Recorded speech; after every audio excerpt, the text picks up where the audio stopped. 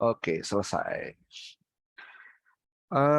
Kita akan lanjut materi minggu ini adalah pengenalan dari secure software atau keamanan pada perangkat lunak, baik pada pengembangannya atau dari sisi perangkat lunaknya. Saya konfirmasi lagi sekali, apakah suara saya terdengar jelas? Terdengar, Pak. Terdengar saja atau jelas?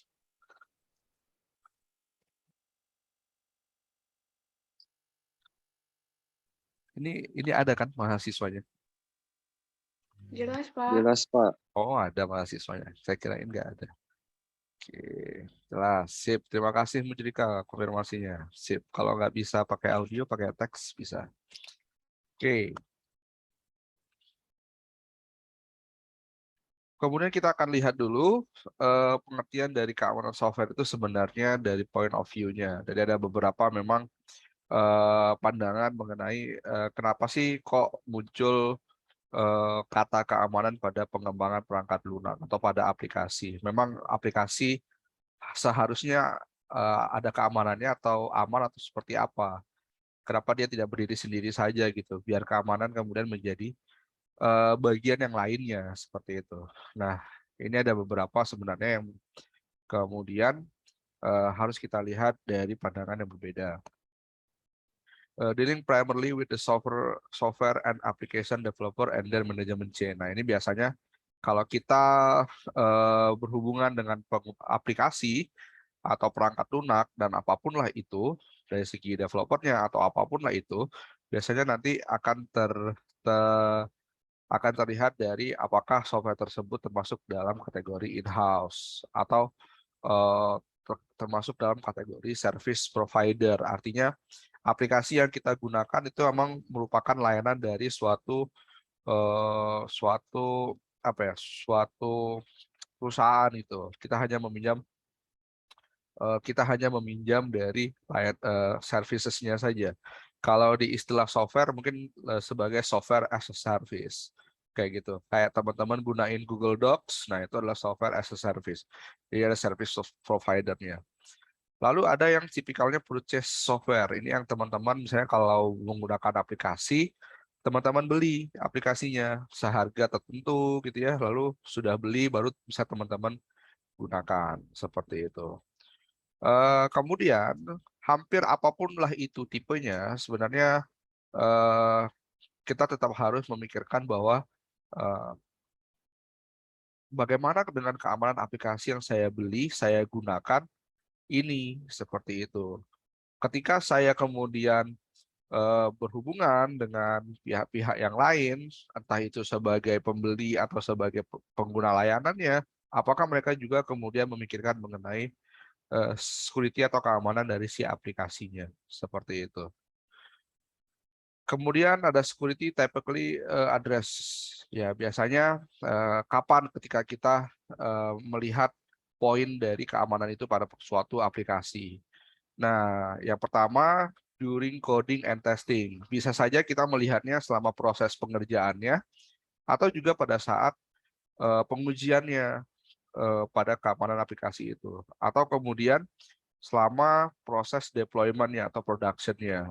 Jadi ketika dia sudah dimulai diinstalasi, mulai digunakan, lalu kemudian beberapa minggu kemudian dilihat apakah ada masalah atau tidak. Nah, kemudian ketika ada masalah baru kemudian dilakukan hal-hal mitigasi pencegahannya atau seperti apa. Lalu kemudian kalau untuk CLTS atau open source atau apapun third party software, ya ini sebenarnya kalau dari keamanan aplikasinya terlihat dari sisi ya tentu pengembangnya lah atau si provider atau vendornya yang menjadi tanggung jawab dari keamanan aplikasi tersebut. Kemudian why software security? Kenapa kemudian keamanan itu harus juga terdapat pada aplikasi-aplikasi yang kita gunakan? Nah, sebenarnya untuk negara maju atau apapun lah itu di bidang ekonomi, di bidang pertahanan, sebenarnya mereka sangat-sangat mengandalkan kehandalan dari eksekusi penggunaan aplikasinya. Bahwa mereka bisa mengambil keputusan yang cepat atau apapun lah itu didukung oleh aplikasi yang mereka gunakan. Nah, aplikasi yang mereka gunakan itu tentu harus handal seperti itu. Tidak boleh ada celah, tidak boleh gampang disusupi atau apapun lah itu. Sehingga memang apalagi di zaman sekarang setiap software itu kan sudah masuk ke dalam setiap lini kehidupan kita gitu ya. Kalau mungkin bilangnya bukan software, aplikasi ya sama saja. Itu juga masuk dalam setiap lini kehidupan kita, di smartphone kita, kemudian di layar apa? Di smart TV kita, lalu kemudian di apapun lah itu yang dari sisi transportasi atau apapun lah itu dia menggunakan juga yang namanya ya perangkat lunak ya, software atau aplikasi. Dan dia mempengaruhi dari segala aspek karena di sana mungkin aja terdapat hal-hal yang berhubungan dengan personal kita ya atau hal-hal yang berhubungan dengan apapun lah seperti itu. Makanya kemudian hal ini yang mengharuskan bahwa ya software itu memang harus aman ya. Kemudian beberapa celah vulnerability software ya yang biasanya juga sering kita jumpai ya. Biasanya hal-hal ini akan mengancam apa saja. Nah, mengancam dalam hal arti bisa memberikan atau membocorkan mengenai personal identitas kita, kemudian terkait dengan intellectual property kita, berkaitan juga dengan consumer trust, business service, operation, critical infrastructure, government. Nah, seperti itu. Jadi, kalau ada celah keamanan pada suatu aplikasi, tentu hal-hal yang berada di dalam aplikasi terkait dengan data itu bisa menyebabkan suatu hal yang menjadi rentan. Seperti itu. Bahkan baru-baru ini di apa ya, bukan baru-baru ini saja, sudah beberapa tahun belakangan Indonesia itu merupakan negara yang paling sering data yang terdapat pada aplikasinya sering bocor atau sering breach, istilahnya seperti itu. Data yang bocor itu mengandung personal identitas biasanya, ya kayak nomor KTP, kemudian nomor kartu keluarga dan segala macamnya. Bukan hanya sekedar email dan password belaka kayak gitu. Mungkin kalau teman-teman pernah baca beberapa hari ini juga ya, minggu ini ada pencurian identitas berupa nomor KTP yang dimana nomor KTP itu digunakan oleh orang lain untuk mendaftar sesuatu kayak gitu. Ketika si orang asli yang pemilik identitas ini ingin mendaftar atau menggunakannya, udah nggak bisa tuh, dia terkendala. Nah, berarti kan ini juga salah satu yang mengancam kita kalau kita menggunakan software atau menyajikan data kita pada suatu aplikasi. Makanya keamanan pada aplikasi itu menjadi penting. Karena apa? Kalau kita bisa meningkatkan keamanan pada suatu aplikasi, tentu yang berkaitan dengan poin nomor 3, consumer trust-nya akan meningkat. Bagaimana paniknya Tokopedia ketika dia diisukan bahwa datanya breach, kayak gitu. Ada langkah-langkah mitigasi yang dia lakukan, yaitu meyakinkan bahwa apapun informasi yang terlibat di breach itu semuanya dienkripsi, atau bahkan dia langsung melakukan perbaikan pada sistemnya, ya, mengharuskan bahwa harus ada autentifikasi lanjutan setelah dari masukkan username dan password. Agar apa hal-hal seperti itu mereka pikirkan? Agar trust terhadap perusahaan mereka, trust terhadap aplikasi mereka itu kemudian terjaga. Ya, hal ini tentu akan berakibat terhadap business service, operation, kelanjutan dari bisnisnya, ya, dan segala macamnya.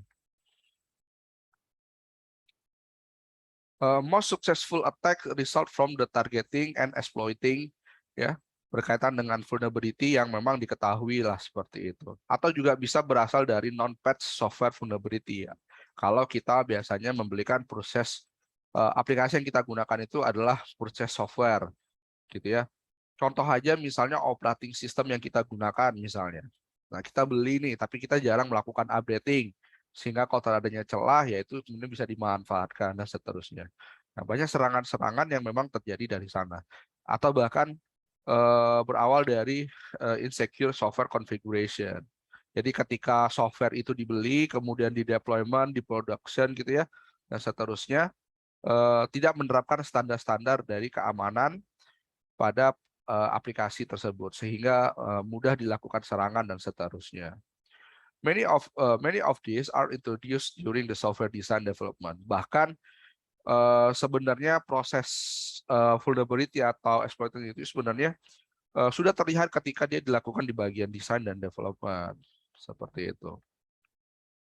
Makanya kadang di development dan seterusnya perlu ada bagian yang memang concern terhadap security agar si software ketika mungkin dilakukan penetration testing atau hal-hal apapun lah itu mengenai pengujian keamanannya, nah si software akan memiliki tindakan pencegahan terhadap hal-hal yang tidak seharusnya ada atau berjalan pada aplikasinya. Dia mampu menyadari, kemudian merecover jika memang ada event yang atau ada aktivitas yang tidak normal pada sistem yang dia jalankan, seperti itu.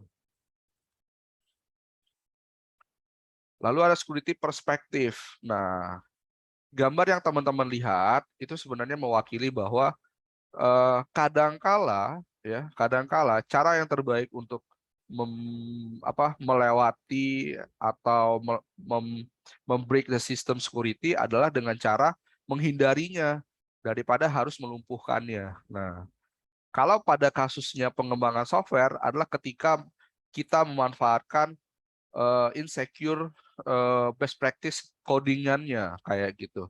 Jadi ketika ada kesalahan pada aplikasi pada saat pengembangan codingannya tidak menggunakan standar data tertentu, lebih baik kita manfaatkan itu daripada kita harus ujung-ujung membreak the sistemnya gitu ya, melawan ini keamanannya kita bobol seterusnya.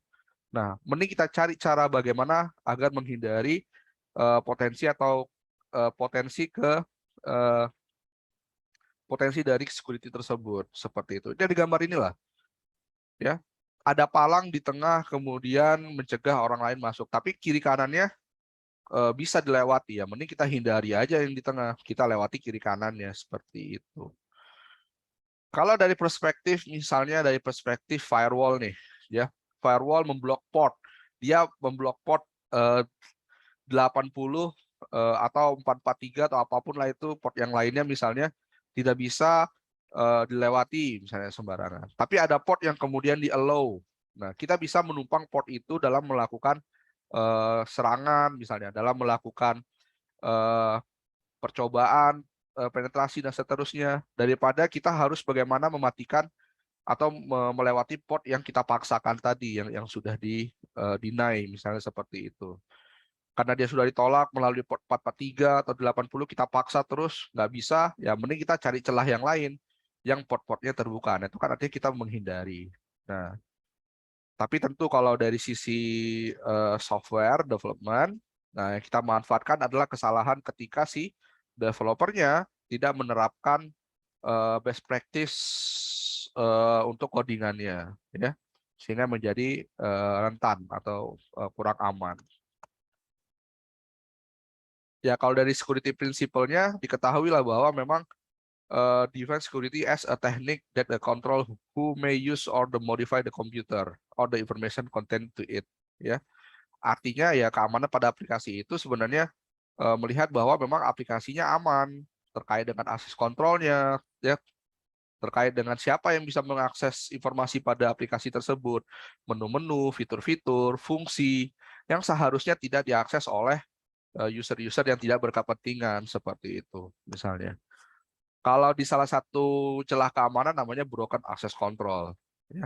Artinya ada kesalahan ketika berhubungan dengan access control yang seharusnya hanya bisa dilakukan oleh admin, ternyata level di bawahnya bisa melakukan tindakan yang sebenarnya hanya boleh dilakukan oleh admin kayak gitu. Makanya nanti akan berkaitan dengan confidentiality, integrity, availability. Saya nggak jelasin lagi itu, ya, karena dari semester 1 Anda sudah belajar mengenai confidentiality, integrity, dan availability. Lalu ada jaminan terhadap si aplikasinya. Biasanya kalau di atasnya testing dan seterusnya ada yang namanya software quality assurance, SQA namanya. Jadi jaminan terhadap kualitas dari si suatu softwarenya. Nah, sekarang security itu juga merupakan adalah jaminan dari terhadap kualitas dari si softwarenya tersebut. Seperti itu. The application of the technology and the process to achieve a required level to confidence that software, system, and service the function in intended manner. Free from accidental gitu ya, bebas dari segala insiden atau apapun lah itu yang berkaitan dengan celah keamanan, memprovide security capability itu juga sama terhadap threat yang mungkin muncul dan mampu merecover jika terjadinya intrusion atau bahkan failure.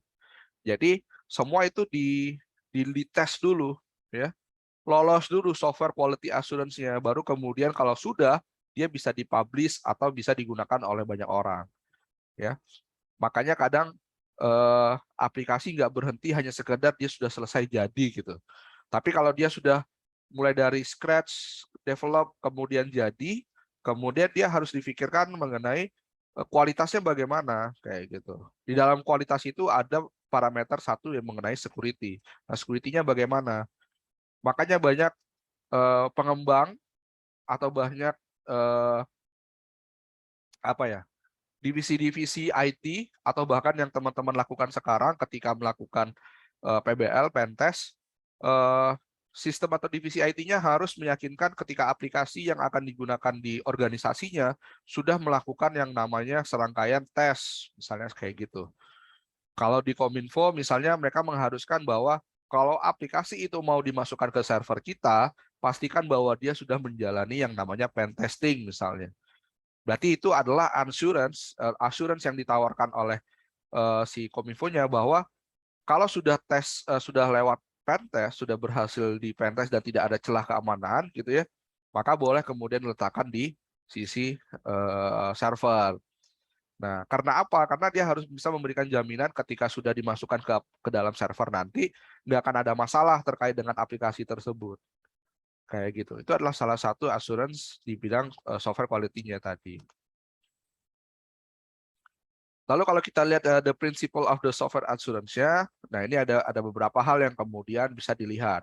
Dari ada parameter risiko terkait dengan interaction, terkait dengan trusted dependency, juga hubungan dengan attacker, berkaitan juga dengan coordination dan education, berkaitan dengan well planned and dynamic, dan berkaitan juga dengan measurable, bisa diukur atau tidak. Nah, ini kita akan lihat satu-satu dari mulai 1 hingga 7 tadi. Sekarang kita lihat poin yang pertama adalah risk. The perception of risk drive the insurance decision. Artinya persepsi kita terhadap suatu resiko itu kemudian bisa menunjukkan jalan kepada jaminan apa yang akan kita putuskan terhadap misalnya dari sisi ini aplikasinya lah, seperti itu. Ya. Yang poin yang pertama, assurance implementation choice, mulai dari policy, practices gitu ya, tools, batasan-batasan dan seterusnya, sehingga bisa memberikan jaminan terhadap si aplikasinya bahwa dia sudah mengikuti policy nggak nih yang sesuai, atau bahkan dia sudah mengikuti best practice nggak dalam codingannya seterusnya, toolsnya yang dia gunakan bagaimana, apakah dari pihak ketiga tersebut sudah aman atau enggak dan seterusnya, kayak gitu. Nah, ini tentu akan meminimalisir resiko yang kemudian bisa muncul. Nah, itu ada jaminannya, ya. Kemudian perception are built based on the successful attacks. Ya, ini pada saat testing lah ya, dilakukan uji coba. Kemudian kalau memang terjadi celah dan itu harus segera di recover, dan seterusnya, ya. Kemudian jangan sampai ada mispersepsi di akhir ketika sudah terjadinya serangan, ada dampaknya, kemudian baru bertanya, kok ini bisa terjadi ya ke kita? Nah, jangan sampai sudah seperti itu. Seharusnya hal itu sudah bisa dimitigasi pada saat sebelum aplikasi itu di production di server, misalnya seperti itu. Risk decision must be shared among all the stakeholders. Artinya, ketika aplikasi itu dibangun, ketika aplikasi itu dibuat, ketika aplikasi itu mulai dirancang, dia akan melibatkan para stakeholder.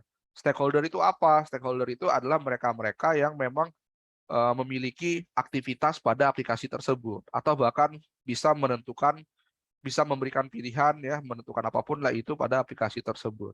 Nah, mereka-mereka itu harus terlibat terhadap putusan-putusan resiko yang berkaitan dengan si aplikasi ini. Kalau aplikasi ini itu nantinya dimasukkan ke server tanpa harus melalui pentest dan seterusnya, maka mereka harus paham bahwa mungkin ada resiko yang muncul ke depannya seperti itu. Dan kalau itu mau dilakukan pentest dan seterusnya, nanti juga harus di-share ke stakeholder bahwa tahapan ini itu untuk meyakinkan bahwa ke depannya aplikasi tidak akan memiliki masalah terhadap dari sisi keamanan dan seterusnya.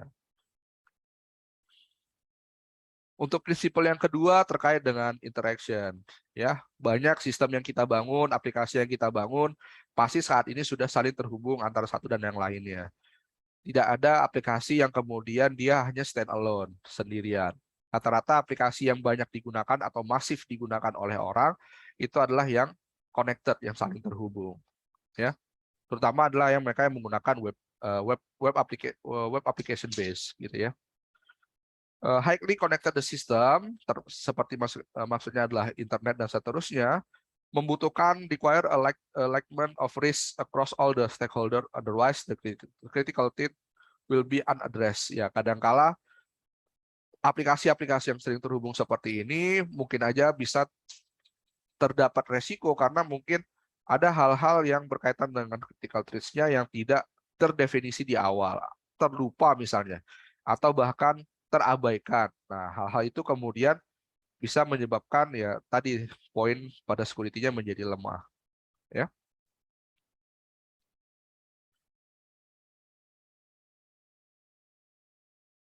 lanjutlah. Interaction occur at many technology level. Nah, ini juga berkaitan bahwa ketika aplikasi itu sudah di-applied gitu ya, sudah berjalan, sudah di-production dan seterusnya, dan dia terhubung ke beberapa device, beberapa bagian, maka hal itu juga sebenarnya perlu rencana gitu ya, agar hal-hal yang terkait ini kemudian bisa saling mendukung dan menjamin keamanannya seperti itu. Misalnya web application base, nggak hanya dari sisi servernya yang harus aman, tapi dari sisi aplikasinya juga harus aman. Nggak bisa aplikasinya saja yang aman, tapi dari sisi server sebagai pemberi layanannya juga harus aman seperti itu. Karena kadang ada dua sisi. Aplikasinya sudah sangat aman, tapi servernya terjadi misconfiguration, artinya mudah banget masuk ke servernya untuk mengobok-obok si aplikasi tersebut. Nah, itu akan jadi masalah. Yang di ujung-ujungnya yang disalahkan adalah aplikasinya. Karena seperti itu. Jadi, oh berhasil masuk webnya SID misalnya. Berarti ini kesalahan dari si servernya nggak aman nih, sehingga bisa masuk menghack SID-nya. Nah, padahal SID-nya mungkin saja sebenarnya sudah aman, tapi ada celah dari si servernya. Berarti ada celah dari lapisan-lapisan yang lainnya seperti itu. Nah, itu juga menentukan, ya. Makanya kalau ketika teman-teman melakukan pentest dan seterusnya, ada tahapan ketika harus mendefinisikan bagian-bagian yang terkait. Kalau dulu ketika kita belajar mengenai pemrograman dan penilaian keamanan, kita bisa melihat interaksi antara beberapa bagian. Beberapa bagian itu ketika kita lakukan assessment, itu memiliki poin-poin mengenai resiko-resiko yang mungkin muncul. Nah, hal yang seperti itu. Ya. Prinsipal yang ketiga berkaitan dengan trusted dependency. Setiap aplikasi itu pasti menggunakan dependensi dan pihak ketiga seperti itu. Kemudian bagaimana agar kita bisa melakukan pengecekan terhadap dependensi-dependensi yang digunakan. Pastikan ketika mungkin pada saat proses development dan seterusnya, kalau kita terlibat di sana, pastikan bahwa mereka memang menggunakan dependensi yang terpercaya. Jangan menggunakan dependensi yang kemudian tidak diketahui. Kenapa? Begitu mereka bangun aplikasinya, ya sudah sangat aman, tapi dependensinya ternyata ada satu yang kemudian tidak diketahui siapa siapa pembuatnya dan seterusnya, dan itu akan bisa menjadi salah satu resikonya.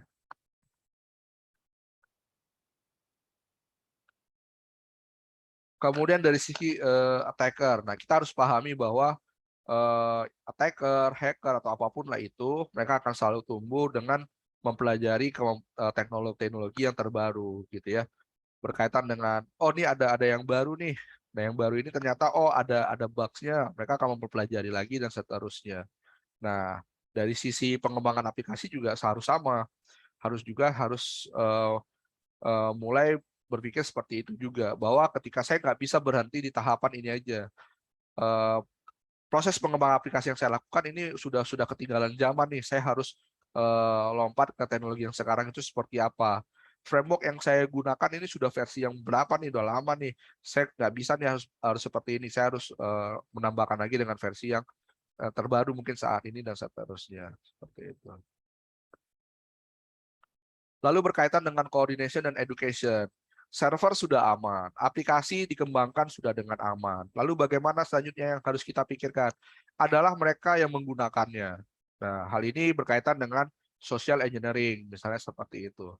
Jadi kalau aplikasi sudah dibangun dengan aman, ada username, password, ada token, dan seterusnya, tapi usernya tidak memiliki pengetahuan atau keilmuan terkait dengan bidang fokus security, juga itu akan menjadi celah dari sisi keamanan, seperti itu. Aplikasi sudah aman, artinya ketika masuk dalam aplikasi ada username, ada password, bahkan ada token. User yang menggunakan tidak berperilaku, tidak menunjukkan ciri-ciri dari orang yang mengerti keamanan misalnya. Artinya username sama password ditulis di notes, ditempel di layar. Kemudian tokennya juga mungkin ditempel di layar juga. Jadi kalau ada orang dalam melakukan eavesdropping gitu ya, mengintip, oh username sama passwordnya di situ tuh, diambil, dicatat, udah selesai. Kemudian dia bisa masuk lah seperti orang itu ke dalam sistem. Padahal servernya aman, aplikasinya aman, karena kesalahan dari seperti itu, ya orang bisa langsung menyerang si sistem atau aplikasinya. Ini banyak nih contoh-contohnya di film-film sering dilakukan hal-hal yang seperti itu. Makanya juga harus penting mengajarkan kepada pengguna aplikasi bahwa eh, ini ada username, ada password, ada token. Ini adalah sifatnya rahasia. Username, password itu tidak boleh diberitahukan kepada orang lain, kayak gitu. Dan itu harus dilakukan pergantian password secara berkala, minimal 3 bulan sekali, ya. Atau paling bagus ya sebulan sekali sudah diganti passwordnya atau hal yang lainnya. Diajarkan tuh, dikenalkan tuh kepada pengguna aplikasinya dan seterusnya, agar mereka juga bisa menjadi bagian dari keamanan aplikasi tersebut. Seperti itu. Contoh paling sederhana, jangan kasih password learning Anda kepada teman Anda gitu ya. Itu kemudian akan menjadikan kalau suatu saat ada orang menggunakan username dan password Anda gitu ya, Anda yang kemudian juga bisa terseret menjadi salah satu pihak yang bertanggung jawab. Seperti itu. Lalu lanjut ke prinsip ke-6, well planned dan dynamic. Nah, ini berkaitan dengan bagaimana kita merespon ya terhadap jaminan tersebut, keamanan dan seterusnya. Kemudian di sini engineering challenge gitu ya, jaminan tersebut tidak bisa ditambahkan di akhir. You must build the level of the stable assurance that you need. Artinya nggak bisa itu sudah munculnya itu sudah di akhir ketika aplikasinya sudah mau jadi misalnya, nggak bisa. Tapi memang jaminan keamanan itu harus sudah muncul ketika proses pada saat requirement itu dilakukan. Kalau teman-teman mungkin tidak tahu, pada pengembangan aplikasi kita mempunyai tahapan-tahapan. Ada planning, analisis, kemudian ada desain, ada implementasi. Maka proses assurance tadi, jaminan tadi, itu sudah harus dimulai ketika dilakukan proses planning. Jadi ketika dilakukan requirement, analisis, rekayasa kebutuhan, dan seterusnya, itu mereka sudah bicara mengenai potensi-potensi yang mungkin muncul, sehingga nanti bisa dilakukan strategi-strategi mitigasi untuk bisa mencapai quality dari software yang akan dibangun, yaitu berhubungan dengan assurance-nya dan seterusnya. Kemudian tidak mungkin ketika terjadi suatu serangan terhadap aplikasi dan seterusnya, setiap hari seterusnya, kita harus kemudian mendesain ulang semua aplikasinya dari awal lagi, nggak punya nih seperti itu. Maka kemudian harus adaptif, bisa kemudian merespon, oh ketika terjadi ini maka tidak perlu sampai seluruhnya hanya bagian ini saja yang kemudian harus bisa diperbaiki dan seterusnya. Nah, jadi kita harus mampu memikirkan hal-hal yang seperti itu. Yang terakhir measurable, bisa diukur gitu ya. Jadi ini juga berkaitan juga dengan coordination dan education tadi sebenarnya, berkaitan dengan social engineering-nya gitu ya. Perlu diukur bahwa pemahaman mengenai pengguna terhadap penggunaan aplikasi itu sejauh seperti apa. Perlu diukur juga bagaimana si pengguna tadi tingkat pemahamannya dari level keamanan itu bagaimana. Nah, itu semuanya harus terukur lah seperti itu. Ya, ini hampir mirip ketika kita melakukan pemrograman dan penilaian keamanan pada suatu aplikasi lah. Ya.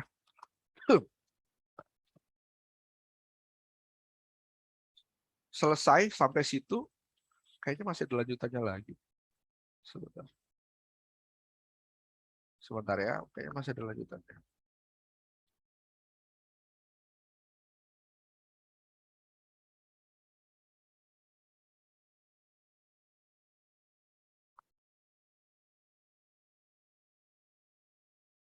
Sampai situ, sampai saya nunggu dulu sambungannya. Ada pertanyaan dulu kira-kira?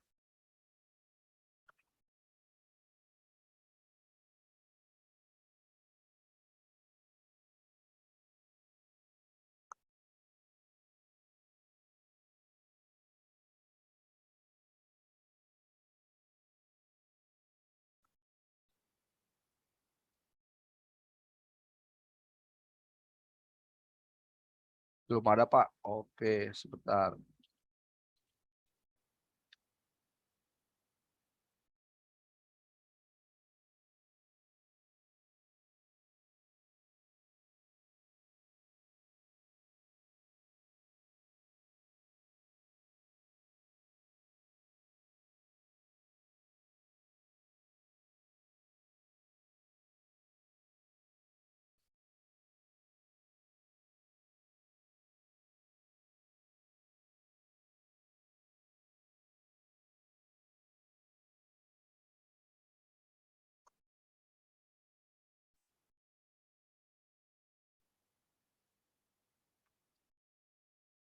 Kayaknya ada deh sebentar tadi. Saya ada tambahin poin. Nah, ini. Saya masih ada beberapa hal yang saya tambahkan di lanjutan dari eh, topik kali ini. Ini kita lihat ada Enterprise Software Security Framework. Nah, ini ada beberapa gambaran dari framework yang memang digunakan ketika berkaitan dengan softwarenya itu adalah skalanya enterprise. Nah, posisi keamanan atau security itu ada di mana? Nah, di sini ada dua bagian nih. Ada leveling executive level, ada bagian program. Lalu dari sisi assess dan align, dan bagian analisis and strategi. Nah, ini kemudian harus mulai difikirkan. Bahkan pada saat ketika program atau aplikasi itu mulai dirancang dari analisis, training, dan seterusnya, yang di atasnya juga memikirkan mengenai strategi apa yang kemudian harus kita lakukan. Berkaitan dengan Divine Governance Framework, gitu ya, berkaitan dengan aggregate portfolio risk, resiko, implement risk management. Nah, terus hal ini juga berjalan seiringan. Lalu ada juga SDLC, Software Development Lifecycle with Divine Security Touchpoint. Nah, ini juga sama. Jadi pada saat pengembangan aplikasi ada tahapan-tahapan seperti yang saya bilang tadi, mulai dari kayak seperti requirement, kemudian design, test plan, code, test and result, feedback, seterusnya. Ini kalau dari gambaran atau bagian ini, itu juga sudah mulai dimunculkan concern terhadap security itu mulai dari requirement.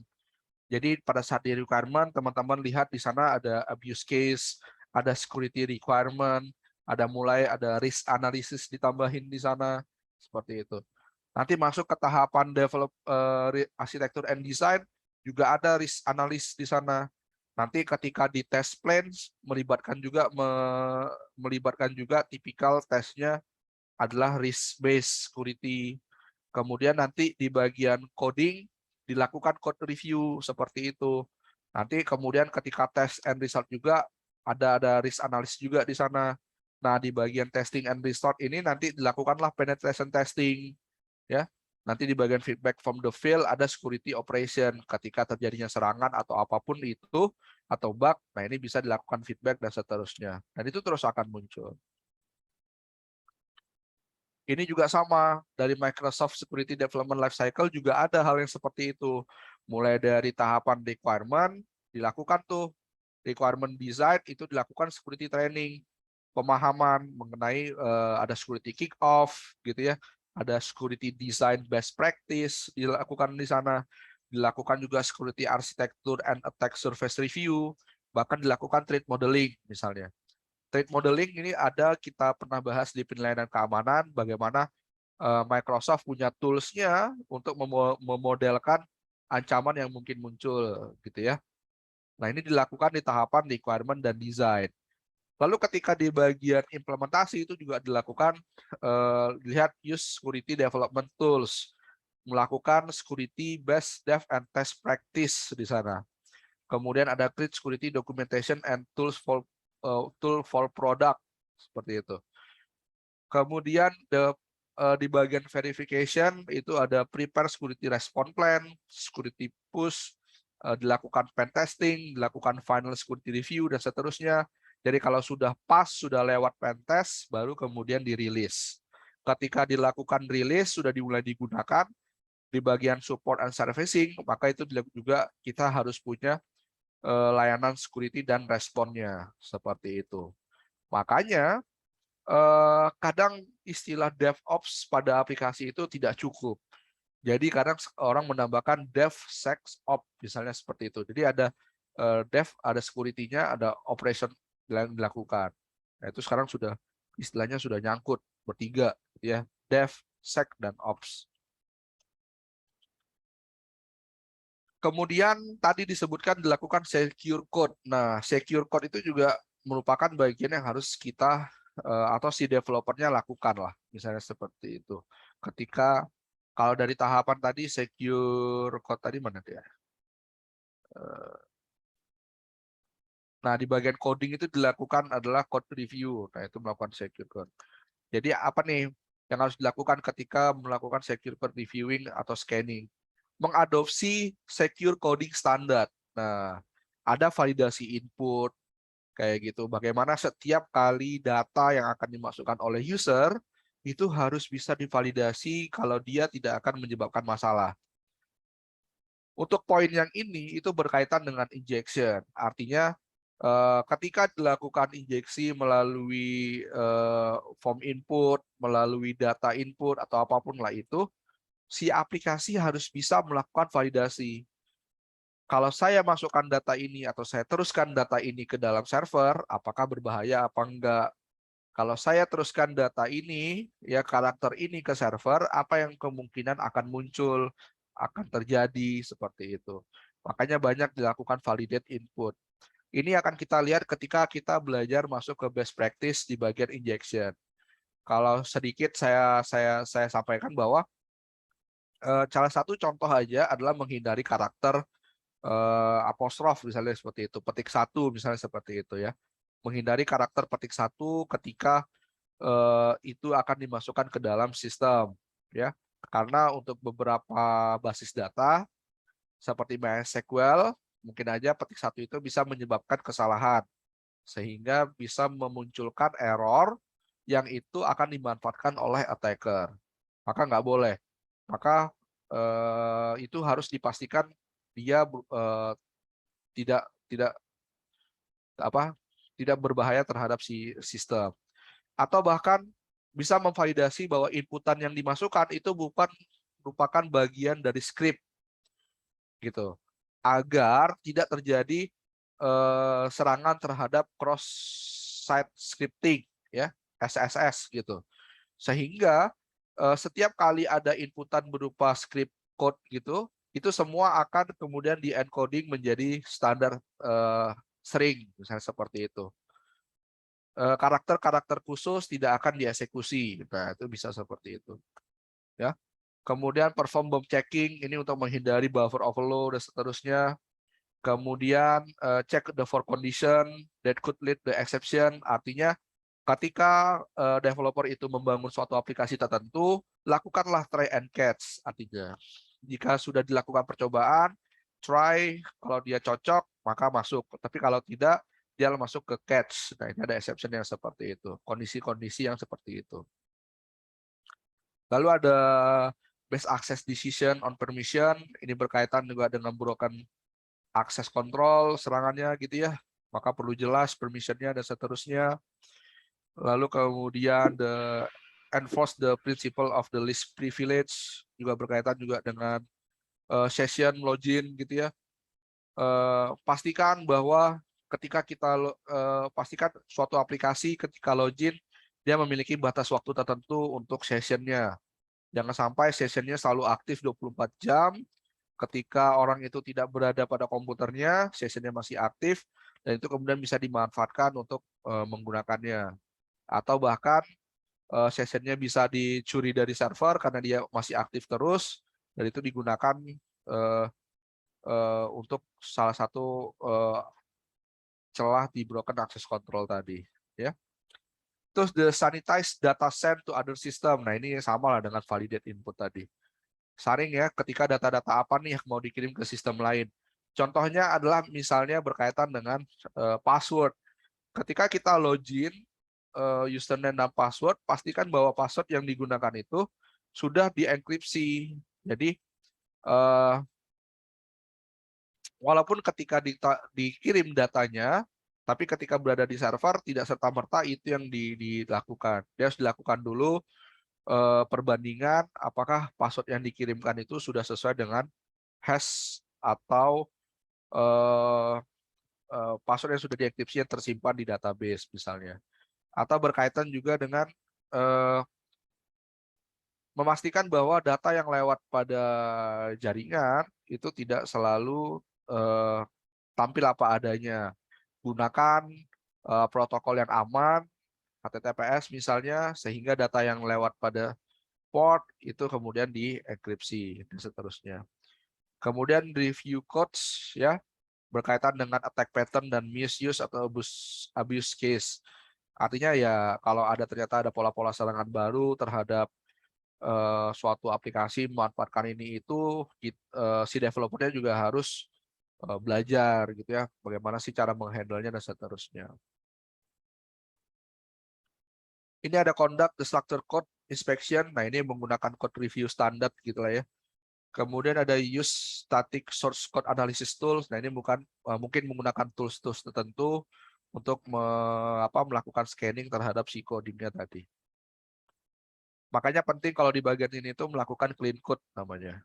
Ya. Kemudian ada security testing. Nah, ini artinya melakukan pendekatan dengan melakukan testing ya, dan beberapa hal-hal yang lain terkait dengan risiko keamanan. Biasanya menggunakan attack patterns ya, yang tadi juga beberapa kasus yang berkaitan dengan aplikasi tersebut. Nah, ini juga sudah sama lah. The emphasis what the application should not do. Unauthorized user should not be able to access data. Ini adalah salah satu contoh untuk celah keamanan broken access control. Ya. User yang tidak terauthorize seharusnya tidak bisa mengakses data. Maka apa yang harus dilakukan? Melakukan validasi terhadap privilege terhadap user tersebut. User tersebut levelnya apa?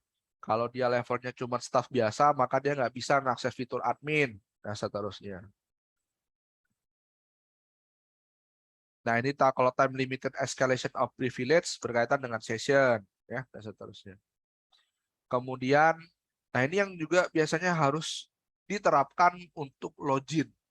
Disable account after X unuseful login attempts. Salah satu pola serangan yang memanfaatkan itu adalah melakukan brute force. Jadi, kalau brute force itu kan melakukan percobaan login username sama password yang ada pada dictionary. Jadi, kalau sistem mampu mendisable account ketika dia sudah 3 kali salah masukin password, itu akan jauh lebih baik. Brute force-nya menjadi tidak berguna kembali, seperti itu. Artinya kalau dia ketemu cuma email saya, supardianto@gmail.com, kemudian dia punya deretan password dictionary-nya, dia lakukan percobaan terus-menerus melakukan brute force. Nah, kalau sistemnya tidak mampu atau tidak memiliki fitur ini, itu tentu dia suatu saat akan berhasil menemukan password saya, misalnya seperti itu. Tapi kalau sistemnya punya fitur seperti ini, aplikasinya punya fitur seperti ini, itu maka kemudian si brute force tadi menjadi tidak berguna karena sudah 3 kali kesalahan yang dilakukan oleh akunnya tadi, dan akun itu sudah masuk sudah di-disable oleh sistem seperti itu. Banyak nih yang menggunakan seperti ini. Internet banking itu rata-rata sudah menggunakan seperti ini. Kalau kita 3 kali salah dalam masukkan password, maka kemudian disable. Kita harus telepon operator dulu untuk membuka disable-nya tadi. Kemudian untuk testing yang lain ada white box testing. Kalau white box ini dia lebih mirip seperti clean code misalnya. Jadi dia akan melakukan testing, pengujian bahkan dari sisi source code-nya, coding practice-nya, berdasarkan analisis datanya, ya, dan banyak. Juga dilihat exception dan error handling-nya juga dilihat. Punya nggak exception-nya? Punya nggak error handling? Ketika terjadi sesuatu hal, punya nggak dia kondisi untuk menangani hal tersebut. Contoh, ketika user salah login, dia punya nggak error handlingnya? Misalnya muncul pesan kamu salah memasukkan password, atau bahkan tidak ada informasi apapun, atau bahkan bagaimana, kayak gitu. Atau ketika terjadi kesalahan pada proses injection terjadi, misalnya pada teknik SQL injection, apakah tetap menampilkan error yang muncul? Kalau tetap menampilkan error yang muncul, maka mungkin aja itu menjadi celah keamanan yang kritikal, seperti itu. Dia harus bisa menyimpan error yang muncul ketika aplikasi itu sudah digunakan. Nggak boleh ditampilkan. Menampilkan error itu hanya boleh ketika masih dalam tahap development. Lalu poin berikutnya melakukan black box testing. Kalau ini kepada function, fungsi-fungsi ya, seperti itu. Fungsi yang sudah dibuat pada aplikasi itu sudah berjalan dengan baik apa belum? Ketika ada form isiannya dicoba dites. Masukkan data dengan benar, sukses apa enggak. Masukkan data yang salah, apa yang keluar. Ini berkaitan dengan error handling dan seterusnya. Lalu yang berkaitan dengan penetration testing, ya. Ini kalau sudah tadi masuk ke tahapan apa tadi? Mau tahapan verification, maka dia dilakukan penetration testing, pen test. Makanya saya bilang tadi di Kominfo ketika dia sebelum masuk ke tahapan production di server, dia harus dulu dilakukan penetration testing. Jadi kalau sudah lolos, baru kemudian bisa di server kayak gitu. Ternyata itu slide terakhir, selesai. Ada pertanyaan sejauh ini? Jelas apa yang saya sampaikan?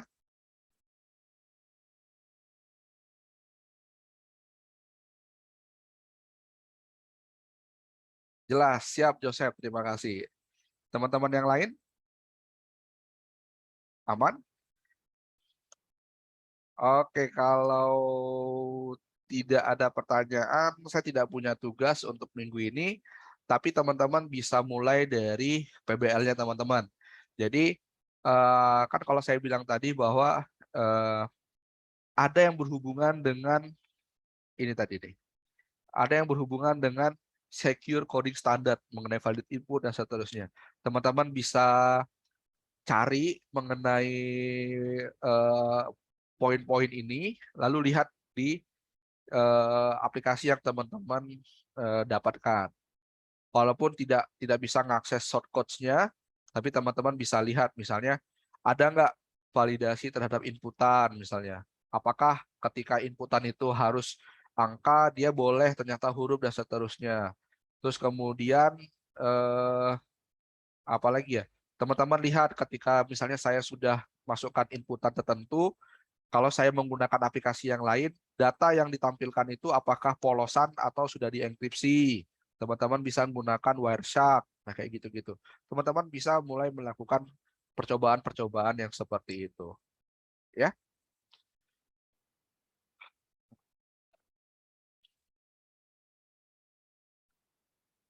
oke. Saya ajukan lagi apakah ada pertanyaan? Kalau tidak ada, maka kita cukupkan untuk pertemuan kita kali ini. Kita akan lanjutkan lagi untuk di pertemuan kita selanjutnya. Tapi kalau ada teman-teman yang mau diskusikan mengenai PBL-nya juga boleh. Pak, saya dapat topik ini bagaimana, dan seterusnya juga boleh. Ada? Tidak ada?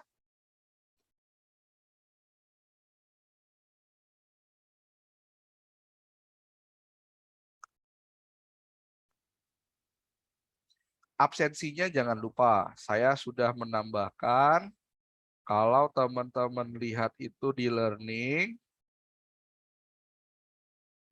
ada di bagian attendance setiap minggu perkuliahan, reguler pagi dan malam. Teman-teman tinggal klik, lalu lihat di bagian description kelas reguler pagi. Mulai absensinya dari jam 8.50 hingga jam 12 siang. Pilih di bagian presensi. Present gitu ya. Wah, ini udah ada nih. Nah, jangan sampai lupa jam 12. Karena nanti kalau sudah jam 12 nggak ada yang ngisi absensi, ya udah. Nggak pakai alasan-alasan lagi. Ya. Oke, itu aja yang dapat saya sampaikan di perkuliahan kita minggu ini. Kita jumpa lagi di perkuliahan kita minggu depan. Kalau memang ada hal-hal yang terkait dengan PBL-nya yang mau didiskusikan, silakan siapkan pertanyaan. Ya, nanti kita bisa diskusi. Oke, itu aja. Terima kasih sudah hadir di sesi kali ini. Selamat siang semuanya. Siang, Pak. Terima kasih, Pak. Terima kasih. Pak, terima kasih.